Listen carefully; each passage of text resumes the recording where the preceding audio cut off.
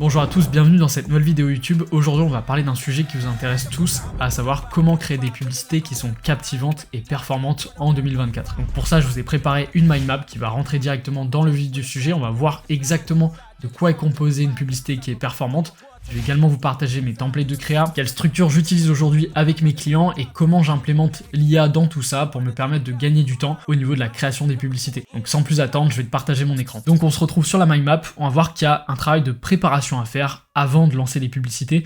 C'est hyper important même au niveau de la stratégie créative, du brief qu'on va faire aux designers si on a des personnes qui s'occupent de la création.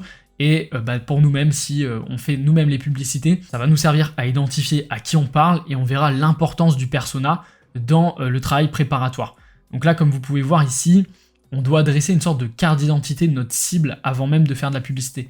Donc pour ça, on peut utiliser l'IA. Donc avec ChatGPT, je vous le recommande. Par contre, utilisez des prompts comme je vais vous fournir directement dans la description de cette vidéo. Vous pourrez de cette manière retrouver directement l'accès à toute la discussion que j'ai à chaque fois avec ChatGPT pour trouver exactement à qui je dois parler, de la manière dont je dois lui parler, etc. Donc pour rentrer un petit peu dans le détail, vous allez copier d'abord la première phrase qui est là et vous allez remplacer à chaque fois tout ce qui est entre crochets. Donc si c'est un homme ou une femme à qui on doit s'adresser, ici, newsletter payante, pareil, vous allez devoir remplacer par ce que vous proposez comme service ou comme produit.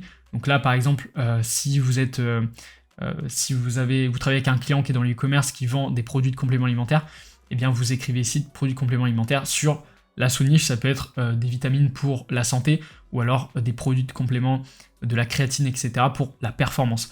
Donc ça ici, ça concerne la sous-niche. Décrivez-moi le profil sociologique, professionnel, etc., etc.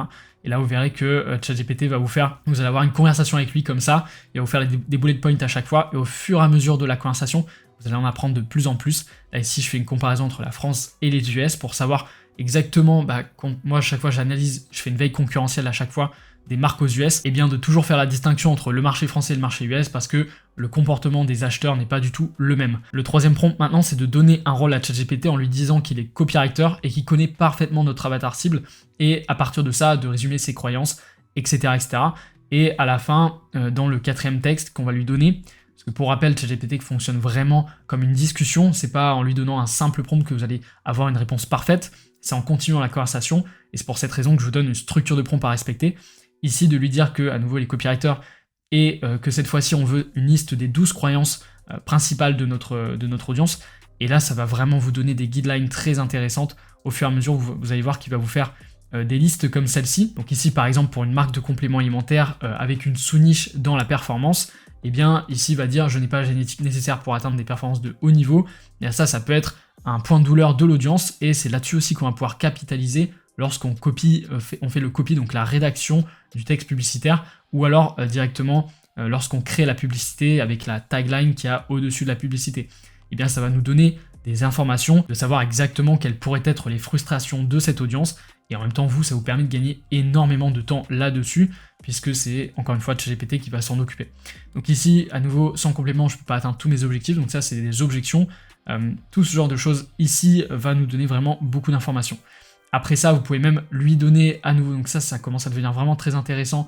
Si je retourne ici, c'est quand on lui donne ce texte-là, on lui dit à partir de toutes les informations qu'il a déjà sur le e-commerce de notre client ou sur notre propre e-commerce, de donner 10 frustrations, 10 désirs, 10 rêves, etc.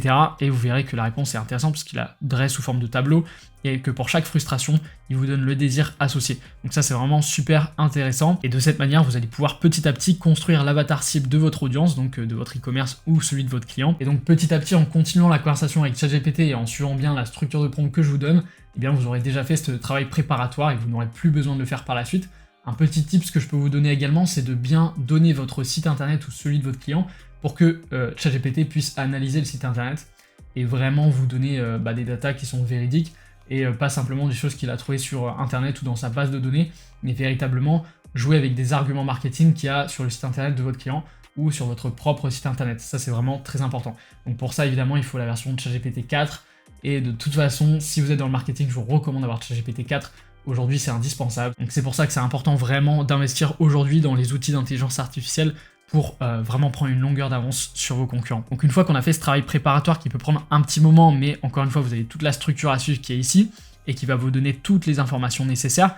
Après ça, on va voir qu'il y a différents niveaux de conscience. Donc c'est ce qu'on appelle le UPSYD. Qu'est-ce que ça signifie concrètement? Eh bien c'est qu'il est important aujourd'hui de connaître la nature même de votre cible, qui peu importe le marché, l'industrie ou même le pays sera toujours guidé par la même chose, c'est-à-dire le niveau de conscience.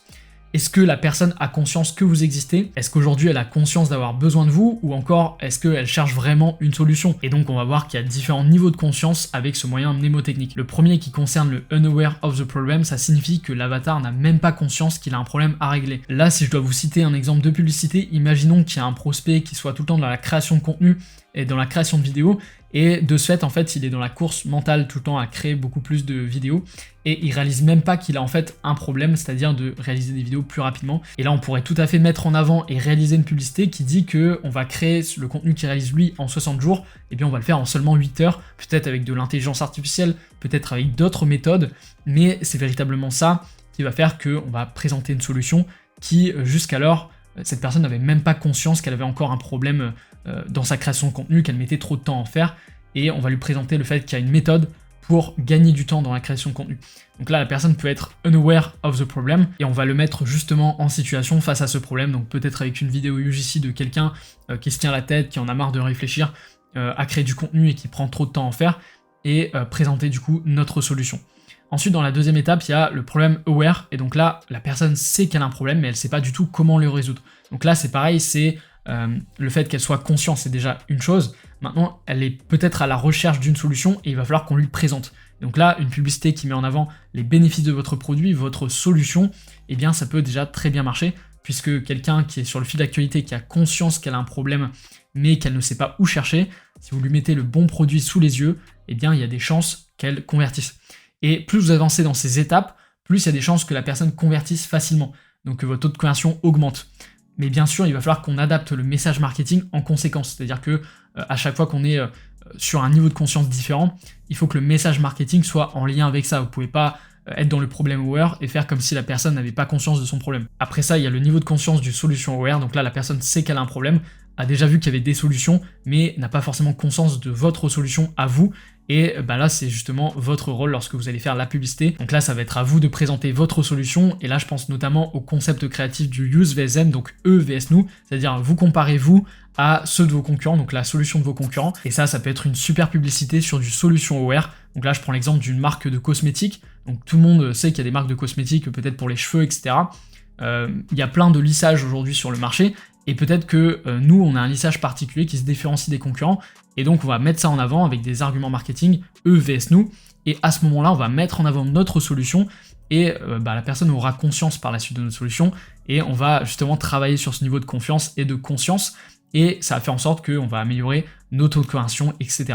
Donc une fois qu'elle est dans cette case-là de solution aware, elle connaît notre solution, eh bien on va présenter véritablement la marque, et on va mettre en avant tous nos arguments marketing. Donc là, le type de publicité qui peut très bien fonctionner, ça va être la proposition de valeur qui est mise en avant, donc la proposition de valeur de votre marque, même si les gens ont conscience déjà de votre solution, et bien à ce moment-là, si vous mettez en avant votre proposition de valeur, ils vont tout de suite reconnaître et ils vont aller sur votre site internet. Ça peut être aussi de vous adresser directement à votre avatar cible, donc directement avec la tagline qu'il y a sur l'image ou sur la vidéo, et vous parler directement à votre audience cible. Et à ce moment-là, également, ça pourra très bien marcher. Et enfin, dans tout ce qui est niveau de conscience deal, et bien là, la personne connaît votre marque, c'est ce que vous faites.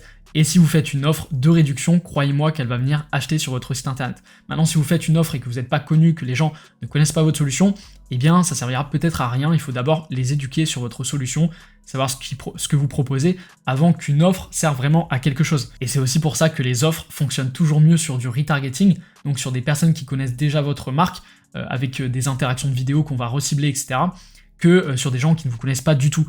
Donc c'est pour cette raison, à ce niveau-là, que je vous recommande de faire des publicités plutôt avec des offres de réduction, des choses comme ça, et vous verrez que ça va convertir vraiment beaucoup. Peut-être pour revenir rapidement sur le problème aware, je ne vous ai pas donné d'exemple de publicité que vous pourriez faire. Ici, c'est très simple, c'est vraiment de mettre en avant les points de douleur de votre audience ou de l'audience en général. Donc vraiment, vous savez exactement quels sont ses désirs, quelles sont ses frustrations.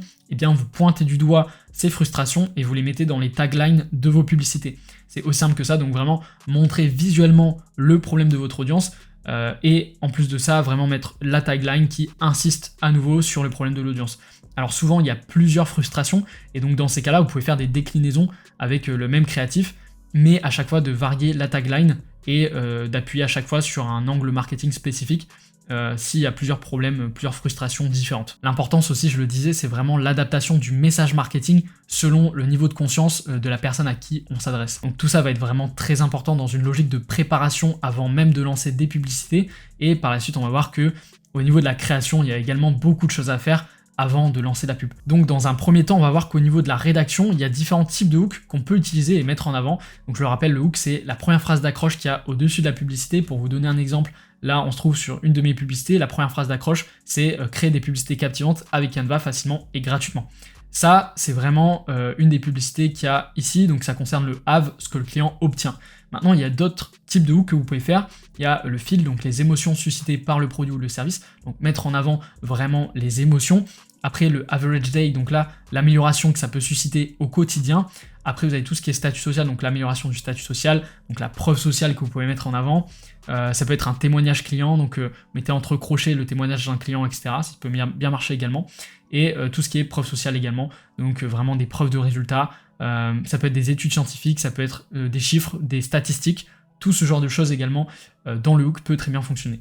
Il y en a d'autres, ça peut être également des émotions un peu négatives, c'est-à-dire de mettre en avant les points de douleur, des choses comme ça. On est encore une fois sur des émotions et pour rappel, vraiment le niveau de conscience sera très important également lorsqu'on va rédiger le hook. Et toujours pour rappel, le niveau de conscience aura évidemment un gros impact sur la rédaction des hooks juste après. C'est-à-dire que si quelqu'un n'a pas du tout conscience du problème ou même de la solution, vous n'allez pas être sur de la preuve sociale, vous allez être plutôt sur des émotions, vraiment parler des points de douleur, des choses comme ça. Après ça, au niveau de la création purement de la publicité, on va parler à nouveau du scroll stopper. Donc j'ai déjà fait une vidéo à ce sujet qui va s'afficher à l'écran. Je t'invite à aller la regarder parce que c'est une vidéo qui est beaucoup plus complète. Je vais pas pouvoir me permettre de rentrer dans tous les détails aujourd'hui, mais grosso modo, c'est une technique qui permet de capter l'attention et de faire en sorte que la personne s'arrête de scroller lorsqu'elle est sur le fil d'actualité. Donc ça crée un pattern interrupt qui fait que la personne s'arrête de scroller. Aujourd'hui, il y a différents moyens pour faire ça. Le plus connu, c'est le User Generated Content, c'est-à-dire du contenu qui est généré par l'utilisateur ou quelqu'un, ça peut être comme une actrice un petit peu qu'on va payer pour mettre en avant les produits. Donc pas comme une influenceuse, vraiment comme quelqu'un de normal, de la vie de tous les jours, qui essaye les produits et qui montre comment elle les utilise dans la vie de tous les jours. Donc ça marche très bien, notamment le fait de montrer des réactions, donc quelqu'un qui réagit lorsqu'il reçoit les produits, etc. Ça marche super bien dans les 3 premières secondes. La réaction a tendance vraiment à faire en sorte que les personnes s'arrêtent de scroller. C'est la même chose également pour le mouvement, donc quelqu'un qui court face caméra dans les 3 premières secondes. Si vous connaissez tous, je pense ici, Yomi Denzel, lorsqu'il fait la promotion d'un webinaire, en général, on le voit courir à toute vitesse et arriver face à la caméra, et ça crée vraiment ce pattern interrupt, justement, le fait de courir, ça c'est quelque chose qui fonctionne très bien. Donc vraiment, le User Generated Content aujourd'hui, si vous voulez voir comment ça peut s'implémenter également sous format image, ça peut être tout simplement des avant-après, donc un contenu vraiment généré par l'utilisateur, donc quelqu'un qui a des boutons et ensuite quelqu'un qui n'a pas de boutons. Ça peut être voilà, une vidéo comme celle-ci de quelqu'un qui parle face caméra, qui fait une réponse à un commentaire Instagram. On va le voir par la suite, je vais pas vous spoiler, mais à la fin de cette vidéo, vous allez savoir comment et pourquoi faire une publicité comme celle-ci justement. Donc pour revenir rapidement sur les scroll stoppers, après ça, vous avez tout ce qui est text overlay. Donc ça, c'est vraiment plus le fait de mettre une tagline à l'écran qui va faire en sorte que la personne s'arrête de scroller. Ça peut être par exemple « Attention », et là, la personne, elle voit ça et elle s'alerte, entre guillemets, et elle va arrêter de scroller. Ça peut être également des grosses taglines « Fini de manger la nuit » et en barre « Manger la nuit ». Et ici, c'est fini de, du coup, perdre de poids, stimuler l'appétit, etc. Donc ça, c'est ce qu'on appelle aussi un concept aller à l'essentiel, où en fait, on va barrer des informations pour que l'œil soit attiré par les bénéfices du produit, plutôt que des simples caractéristiques, des choses comme ça, ou des points de douleur. Donc ça, c'est pour l'exemple que je peux vous donner par rapport au text overlay. Après ça, vous avez tout ce qui est couleurs, donc l'utilisation des couleurs également qui ressortent beaucoup. Ça, c'est quelque chose qui est très utilisé. Si on regarde un petit peu ici, on a des trucs très flashy au niveau des compléments alimentaires. On utilise vraiment les couleurs de la charte graphique. Mais en plus de ça, là, avec les fruits, etc., qui sont mis en avant, des feuilles vertes, etc., on met vraiment beaucoup de couleurs à l'écran. Et ça permet à nouveau de créer ce pattern interrupt. Je regarde si j'en ai pas d'autres à vous montrer au niveau des couleurs.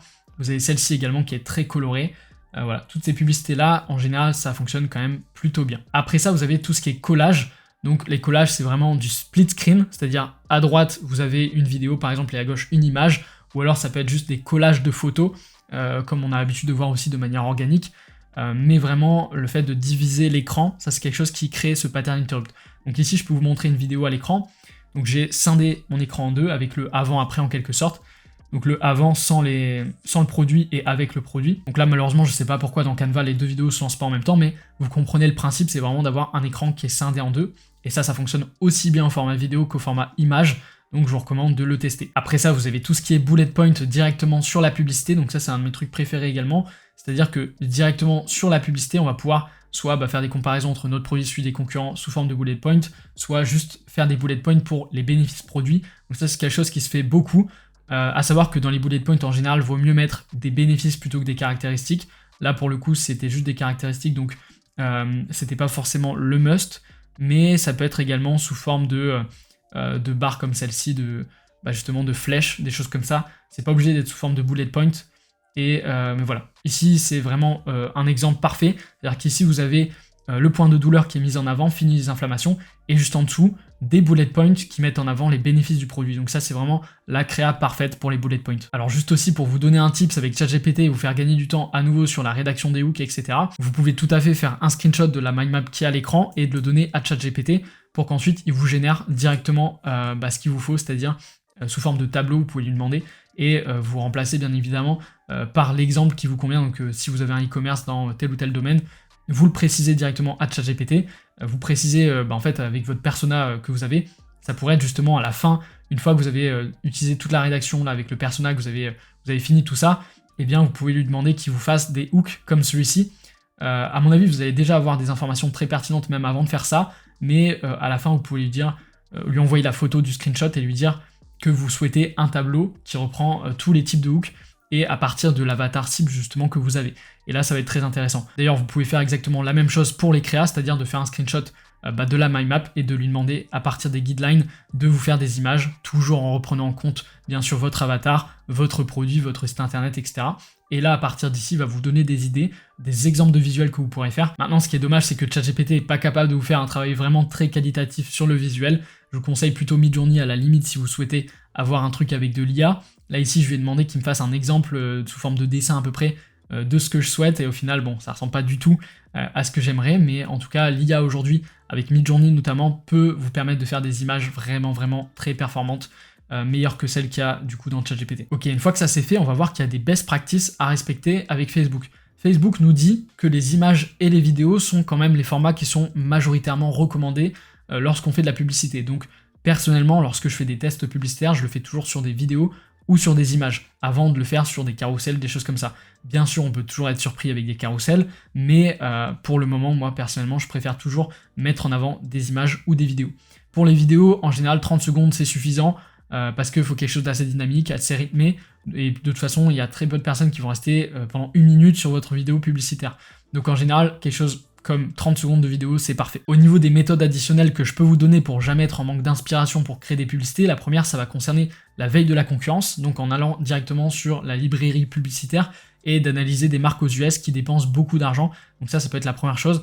Prenez toujours des niches qui ressemblent à la vôtre. Vous pouvez aussi prendre des niches totalement différentes, mais le but c'est aussi de faire une veille concurrentielle, de voir ce qui se fait sur les autres marchés dans votre thématique, d'analyser les hooks, d'analyser un petit peu ce qui marche bien.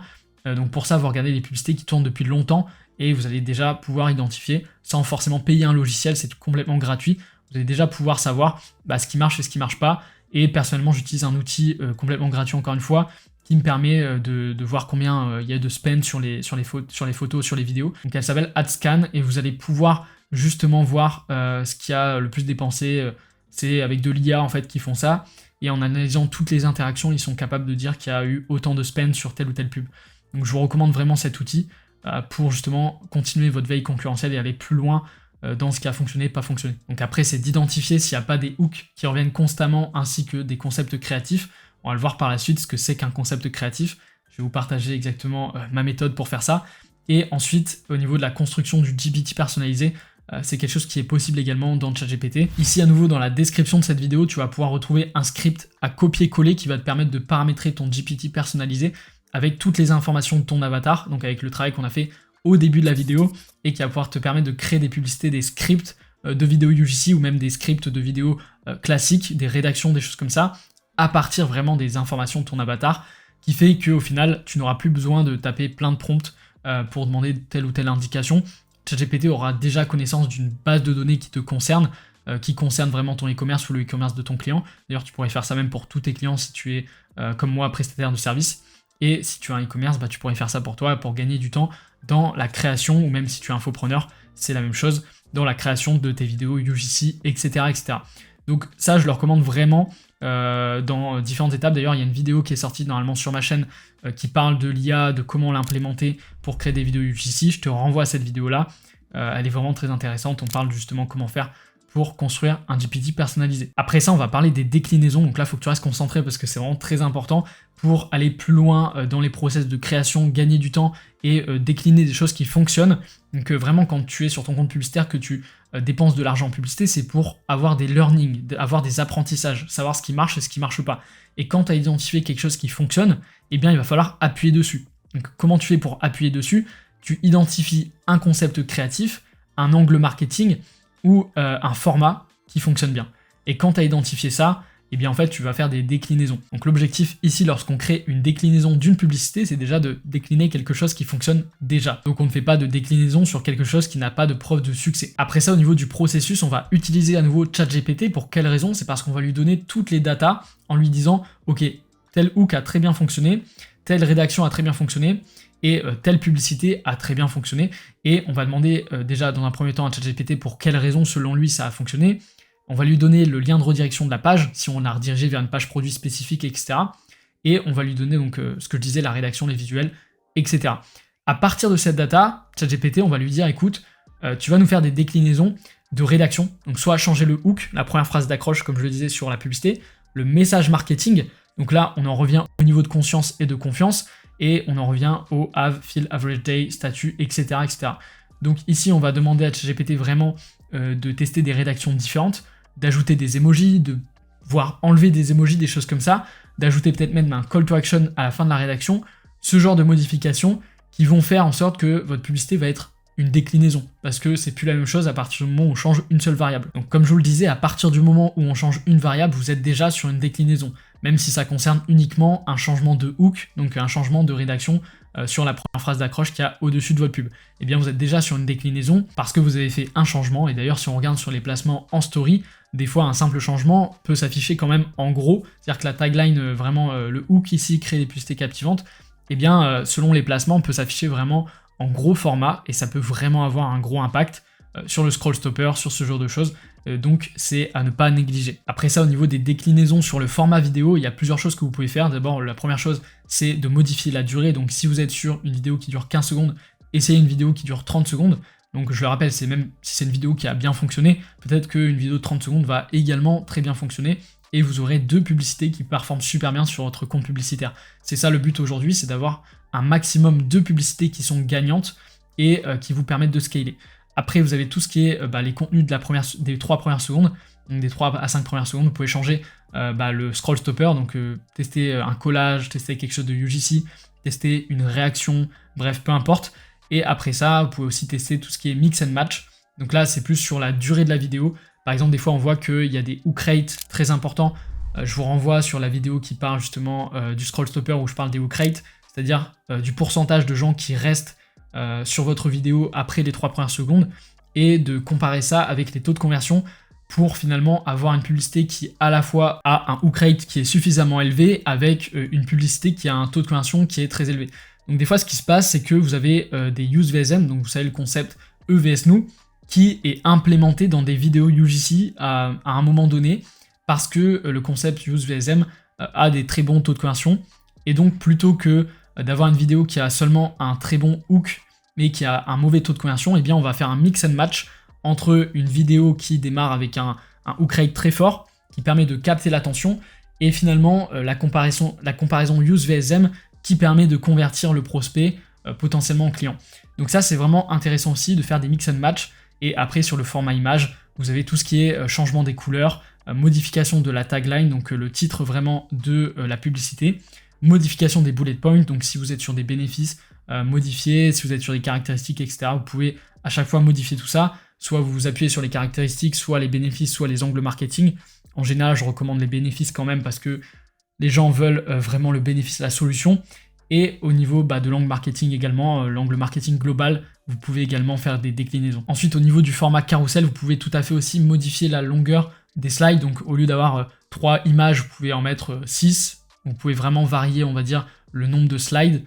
Et ici, je recommande peut-être aussi des fois de changer les produits qui sont mis dans les slides. Des fois, quand on a plusieurs gammes de produits, eh bien, on ne met pas forcément les meilleurs produits en avant. On ne met pas forcément les best-sellers, etc. Donc ici, je vous recommande de faire attention à ce genre de détails. Et pareil, vous pouvez aussi modifier les couleurs. C'est assez similaire aux images.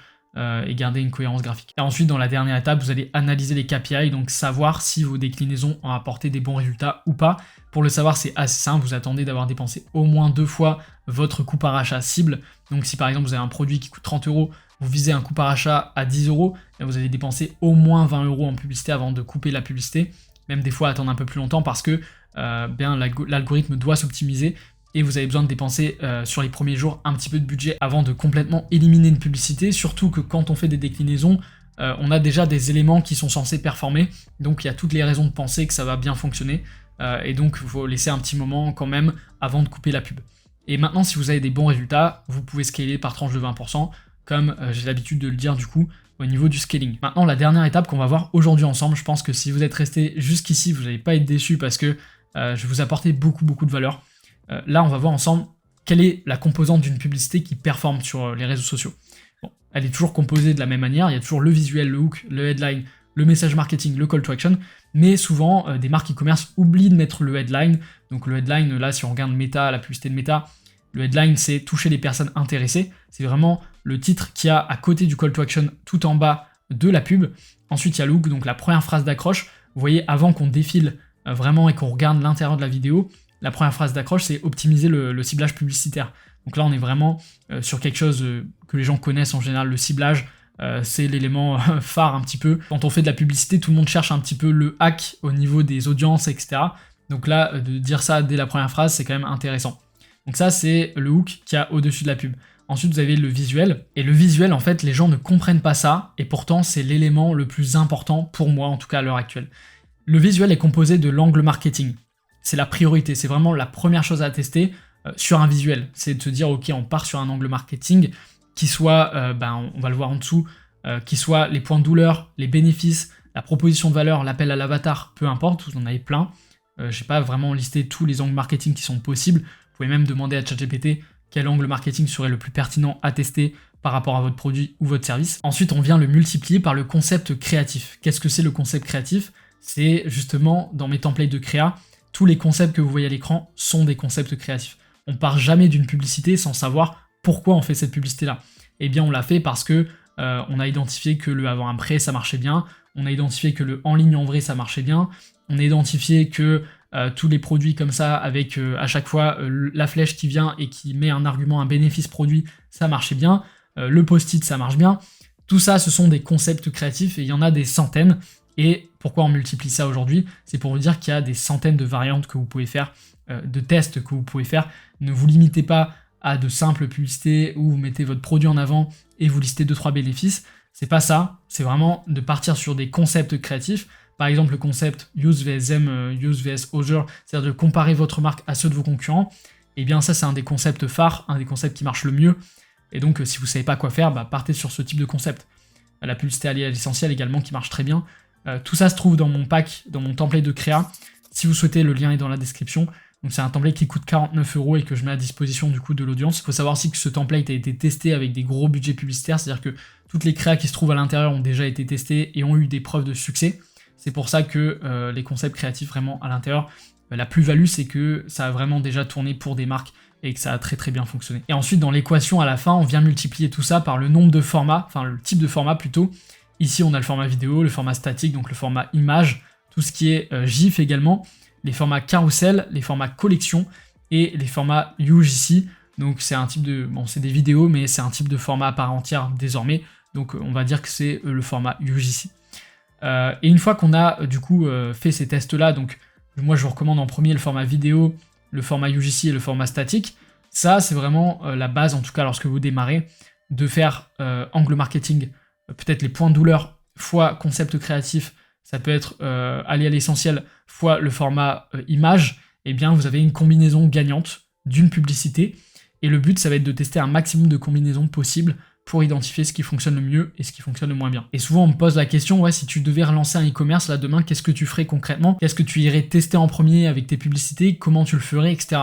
Donc là, déjà, je t'ai partagé pas mal de choses que je ferais, étape par étape. En tout cas, le premier apprentissage que je chercherai à avoir sur le gestionnaire de publicité, ça concerne véritablement l'angle marketing. Pourquoi? Parce que si tu sais comment parler à ton avatar cible, si tu sais qu'est-ce qui le touche personnellement et est-ce qu'il fait cliquer le plus, ce qu'il fait convertir par la suite, eh bien vraiment j'irai jouer sur des messages marketing, donc soit les bénéfices, les points de douleur, l'avatar cible, la proposition de valeur.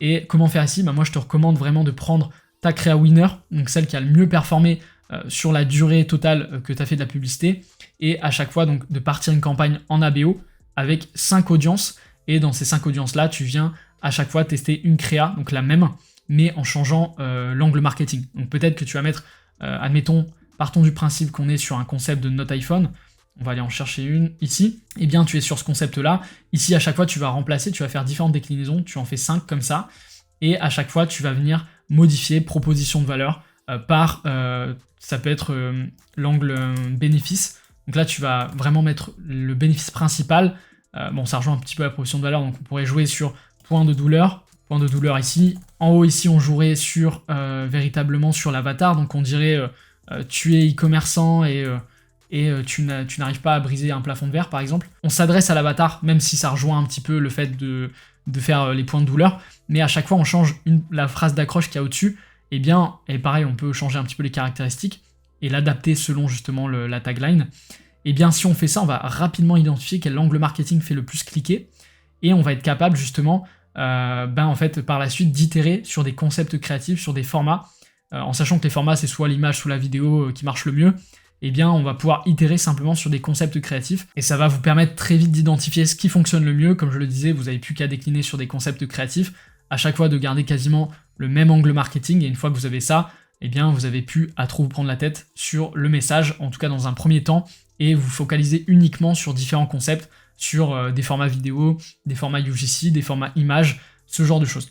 Donc en deuxième, je vous dirais, une fois que ça c'est fait, de travailler sur des concepts créatifs. Vous avez identifié que c'est le point de douleur qui fonctionne le mieux, c'est super. Maintenant, on doit le représenter à travers différents concepts créatifs, la note iPhone, le use VSM, ça peut être également la recherche Google comme vous avez ici, vraiment de tester différents concepts créatifs. Donc admettons, sans se prendre la tête forcément sur le format au départ, soit on prend une vidéo, soit on prend une image, on a identifié quel angle marketing fonctionnait le mieux, on a identifié quel concept créatif fonctionnait le mieux, parce que pareil, on fait une deuxième campagne en ABO, on met 5 créas en concurrence en gardant le même angle marketing et en changeant simplement le concept créatif. À la fin, on identifie véritablement la combinaison gagnante entre le format, l'angle marketing et le concept créatif. Une fois qu'on a fait ces 3 étapes, eh bien on a fait déjà 60% du job. On pourrait tout simplement faire des tests sur la première phrase d'accroche qui est là maintenant, une fois qu'on a testé le visuel et que le visuel est OK. Donc là, je le rappelle ici, la créa est composée du visuel, mais pas que. Elle est composée du hook, du headline, du message marketing, du call to action. Donc on pourrait faire des tests sur la phrase d'accroche qu'il y a là. Pareil, on identifie qu'il y a une phrase d'accroche qui fonctionne mieux, on la garde, et à nouveau, on fait une campagne où on teste le message. Donc le message ici avec 3 bullet points, où j'ai axé sur les points de douleur, peut-être que je pourrais l'axer sur les bénéfices plutôt que de parler des points de douleur.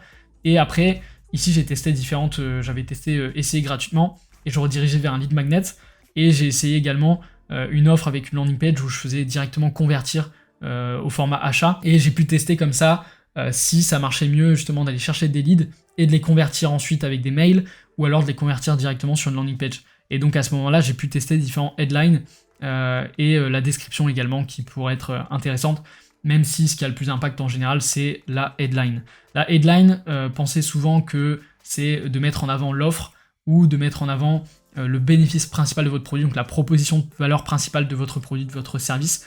C'est ça souvent qu'on met dans le headline, ou un peu de preuve sociale également, ça marche également très bien. Donc l'idée c'est de faire des tests là-dessus et au final d'avoir une combinaison gagnante qui vous permet de continuer à scaler, et vous verrez que lorsque vous avez une combinaison gagnante, vous n'aurez quasiment pas de limite de spend, vous pouvez dépenser 10 000 € par mois sur la même publicité, il n'y a pas de limite lorsqu'on a une combinaison qui marche, qui fonctionne. Donc c'est ça l'intérêt véritable de faire autant de tests, c'est-à-dire de trouver la success ads qui va vous permettre de scaler, parce qu'aujourd'hui le nerf de la guerre, c'est de trouver la publicité, la combinaison publicitaire qui vous permet d'aller briser des plafonds de verre. Donc voilà, on arrive à la fin de cette vidéo, j'espère qu'elle t'aura apporté beaucoup de valeur et que tu auras compris des choses sur la manière de créer des publicités, sur mes process, comment utiliser l'IA pour gagner du temps et comment créer la meilleure combinaison possible pour avoir ta Success Ads qui te permet de briser les plafonds de verre. En tout cas, j'espère que la vidéo t'aura aidé. N'hésite pas à prendre un appel gratuit avec moi. Donc c'est un appel de consulting de 30 minutes qui est 100% offert. Donc n'hésite vraiment pas à le prendre si tu es un e-commerce, si tu es infopreneur ou que tu souhaites même un coaching, un accompagnement. N'hésite pas à prendre rendez-vous. C'était Carl Hugo, je te dis à la prochaine. Allez, ciao.